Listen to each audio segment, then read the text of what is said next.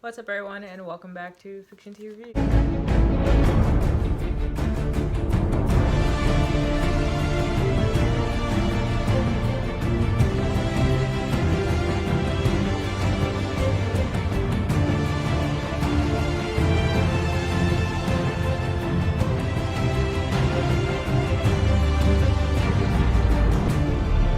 about The Pet. It's a 2006 thriller genre, BDSM, supposedly BDSM. So it's directed by D. Steven, an hour and 34 minutes. It's about this guy and his pals or his friends or whoever they're supposed to be. And they put women into dog cages and basically they have them as their pets. This girl, she meets this guy who's older and he offers her money to pay her rent and hospital bill fees for her cat. But she ends up agreeing to basically be his slave for the next 2 months, and it gets extended, and from there she is his dog, his slave, for the whole movie. He tells her when to go to the bathroom. He feeds her like she's a dog. And then there's also this other woman who became collateral for her boyfriend, and then she became a dog. And the worst part is that he never showed up after she basically sacrifice herself for that guy. The thing I want to talk about is the visuals. This movie is super low budget. You can see the visuals, they're very grainy. There was a scene where like they were fighting or something to do with the girl. I think when they were putting the chain on the girl's neck, and the scene just went like really shaky and weird, and I'm just like, what happened? Like, as far as the whole movie goes, the visuals were trash. The visuals were not good. I think it's because it was like I want to say that it's because it's an old movie, but it's an early 2000s, so it's not really that old, but like the visuals were not good. As far as the acting and the characters go, the acting and the characters were not good either. I mean, the acting was so bad and so cringy that I just was like, huh, what, are they even acting, or is this just like something that just got recorded on just these people? Like, it was like people being followed around with cameras and like trying to act but not knowing how or never done it before. Like, it just was bad. Overall, honestly, there's not much to say about this movie. I mean, it was just trash. This movie was not good. I only watched it because someone recommended for me to watch it, and the crazy part is I watched the 2016 version first, and then I realized I was watching the wrong version, and I turned it off. I couldn't even get through. Like, I made it all the way to the end of the 2016 one, which was bad too, but this one also was not good. The movie was supposed to be BDSM, and I'm just like, this is not BDSM. This is about human trafficking and slavery. I mean, people do role play and BDSM, and there are people who are into it, but from what I've seen, that does not look, this to me didn't look like it was anything BDSM. And even when I like checked reviews on Amazon, like people who are into BDSM was just like, this is not BDSM. We don't know what this is. Like, and I'm just like, this is about human trafficking and women being sold into slavery. Like, even when the movie ended and they did the credits, it was about human trafficking. I'm like, what is this movie? I honestly would not recommend this movie to anyone. I feel like it's a waste of time. If you're into BDSM, don't even bother. If you want to see a crappy movie, don't even. I would just not recommend this movie to anyone, honestly. You're going to be disappointed whether you're into BDSM or not. The movie just was bad. I mean, even, I took away all the parts that was just like, yeah, they're locking these women into cages and like, that's all that weird stuff. And I was just like, all right, this is supposed to be BDSM. Let's see what's up with it. And it's not. I don't know what this movie is. The only good part of this movie is the fact that the way that they were able to manipulate these women into thinking they were dogs, playing this role, and then they became the role. Other than that, everything else just didn't go right. I don't know who directed this movie, but he did not do a good job. I mean, the storyline was just kind of all over the place. I'm like, is it BDSM? Is it human trafficking? Is it slavery? We don't know what it is. They didn't know what it was either. That's kind of what it seemed like to me. Now let's talk about the 2016 version that I accidentally watched first. It's directed by Carl Tornes, and I watched it on Tubi, and it's horror thriller genre. So the 2006 version is about this girl who's stalked by this guy who I believe works for the vet. He in some sort of department where he like puts animals down.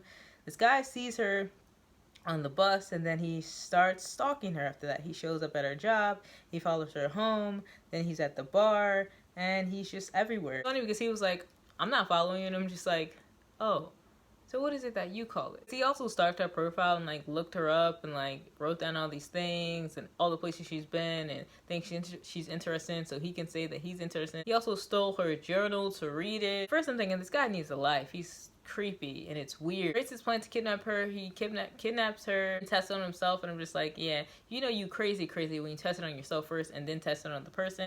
But then, surprise, surprise, we learn she is just as crazy as this guy. Actually, she's even crazier because she's been going around killing people. She killed her roommate. This film was weird as hell, just like the 2006 version.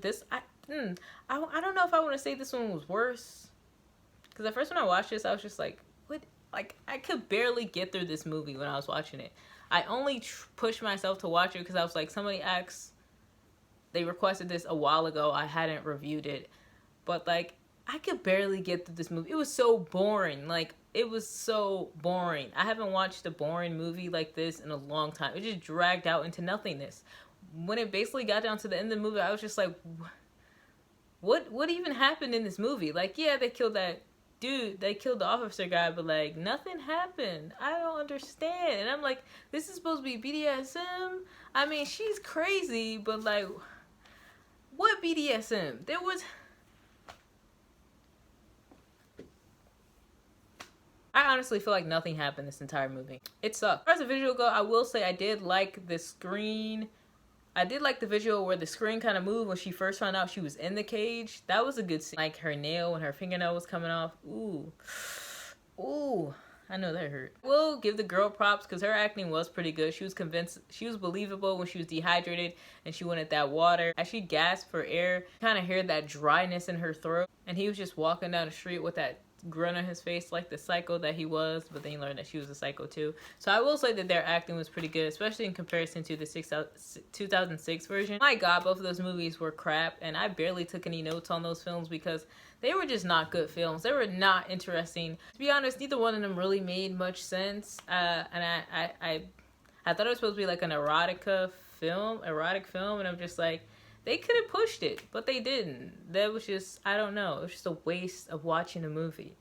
So, yeah, I would not recommend this. I would never watch this movie again. Maybe there will be better versions later on. I don't know, but yeah. If you like this video, give it a thumbs up and be sure to subscribe to this channel. I make videos every Monday, Wednesday, Friday, and Sunday.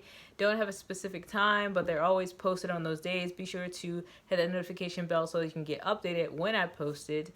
And I'll see you all next time. Before you go, be sure to get you a copy of my book, Rain. You can hit the link in the description box below, or you can hit me up this email to get a copy of this book and to get percentage off of this book. It is a psychological thriller about a group of kids in a psych ward thinking they're never going to get out until they get this counselor, and he tries to help them. He also has a secret agenda, and he learns that these kids have special abilities and are not just all crazy with mental illnesses. Now, we are on our last chapter of reading this. Let's go. Chapter 19, Everything's Everything. Joseph. I can still hear her faint voice in the background as I run. Joe, Joe, she sings. I stop at the door, huffing and puffing as if I had just ran miles for a marathon. Well, well, well. Thought I'd be gone, huh, bro? His neck is stretched long, resembling a giraffe. You're not my brother, I spit. He tucks his hand behind his back, elevating his chest. He says, Dad is dead, but you know that. So what? What is it you want to tell me? You want to be in charge? You don't belong here. Ever since you came back, things have been going wrong. Very wrong. Very wrong, I accused. Everything seems great to me. I own the place. I own you. And your little friends. You're not even his real blood. You're a poster child. I rolled the filth off my tongue, disgusted. I beg to differ. He smirks, pointing his wicked finger at me himself.